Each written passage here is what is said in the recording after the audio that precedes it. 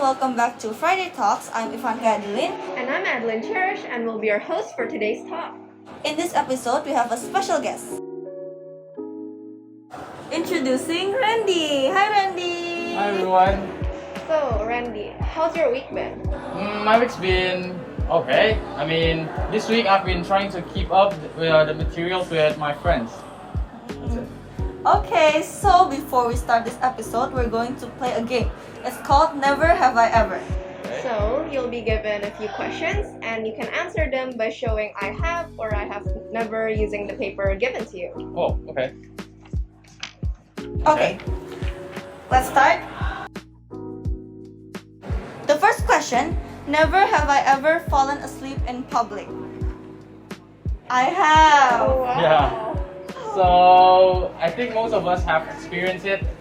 We fall asleep at our school when there's class. I think 2 days ago I fall asleep in class, and fortunately my teacher didn't find out. Yeah. What time did you sleep the night before?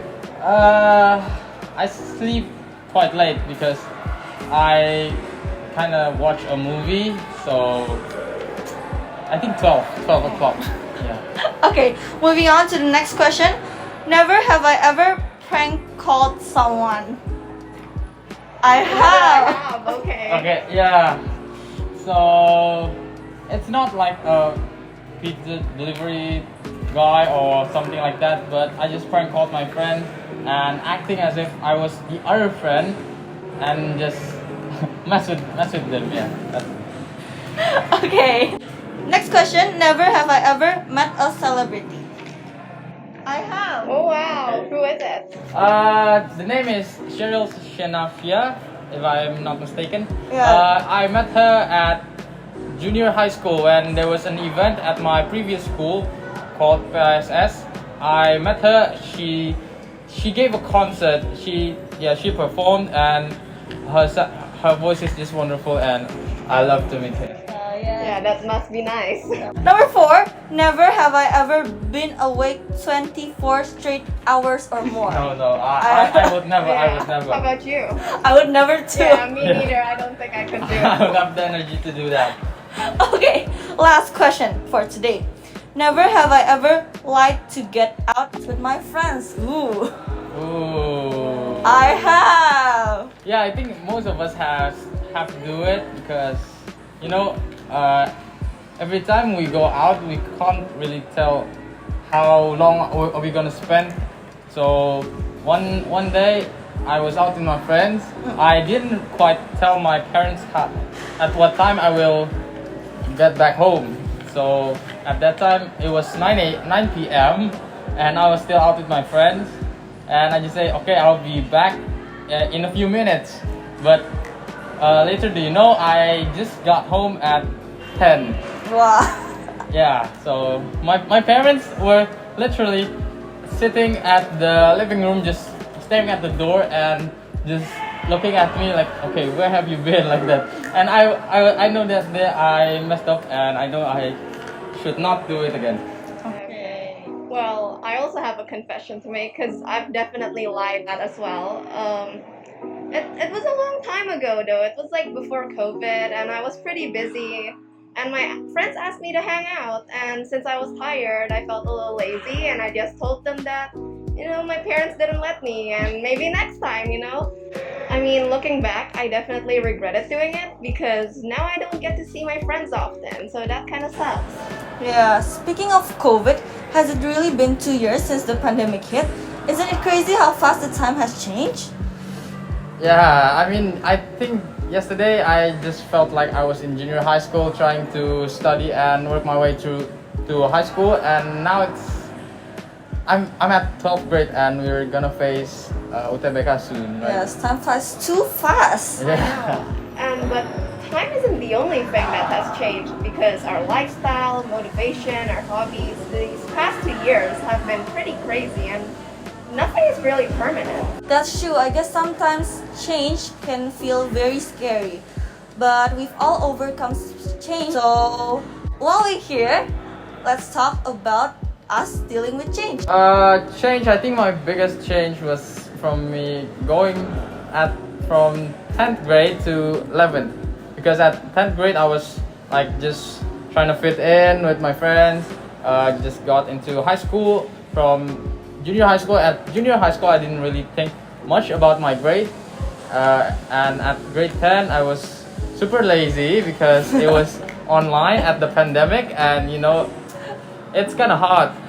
So at grade 11 I kind of realized that I really need to study harder, because UTBK is coming, and I Grade 12. really need to prepare myself for it. Well, surprisingly enough, mine's kind of similar. It's also the transition from grade 10 to 11, so it's kind of like me now, technically. I don't know, I kind of expected some of my friends to be in the same class as me, because I'm pretty introverted, so I don't make friends really fast. But then when the class came out, literally none of like my classmates got into the same class as me. Wow. And then I was like, what do I do? And the most frustrating part is all my friends gathered in the same class, literally right beside my class. And so I'm alone in one class while they're all gathering there. And so my biggest change is probably adjusting to new friends, especially that their personality is way different than mine. Some are more quieter, and then sometimes they're also really loud. And adjusting to change is definitely hard, but I think it's part of life. Yes.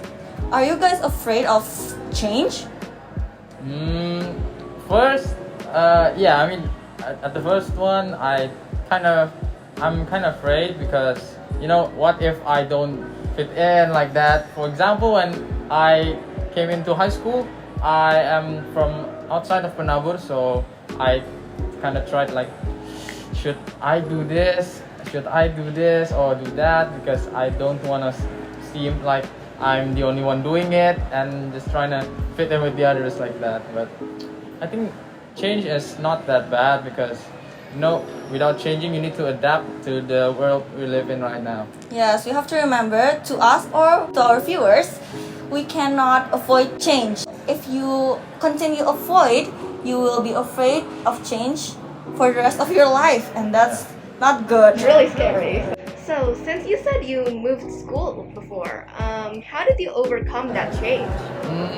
First, I kind of just see and scouted what my friends are doing at that time, and after that I realized, because at first I kind of just followed what everyone is doing, and just trying to make sure I fit in. But later on I realized that myself, I need to show my true self, and not just change because of the environment. I need to show what I really am, and what I am capable of, what I truly am. So yeah, It's good to just be yourself, Yeah. and don't really think about what other people think, so you don't need to really change for someone else.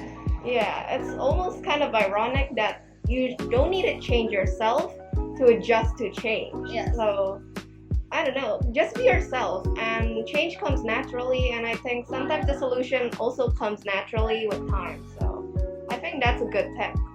In life, there would always be change. Yeah, I've read somewhere life is kind of like a wheel. It goes up, it goes down.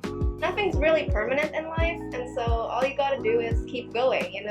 You face small changes all your life, bit by bit. And so the next time you're trying to overcome a big change, just think that you've done it before, you can do it now, and believe in yourself.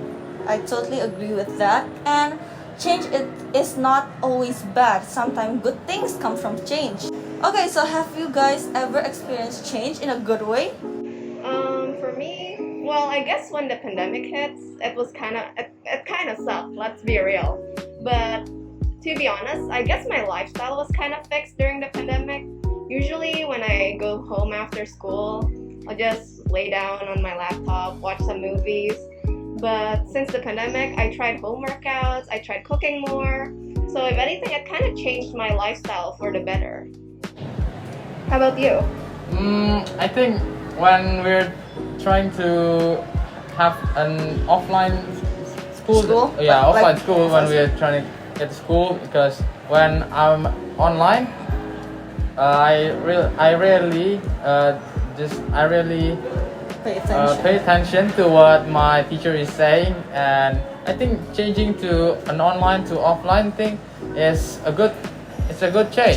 Yeah, because I pay attention more. I have sports, because when you're alone at home, you are not really motivated to do sports. Unlike Adele, when offline to online, she is motivated to do sports, right?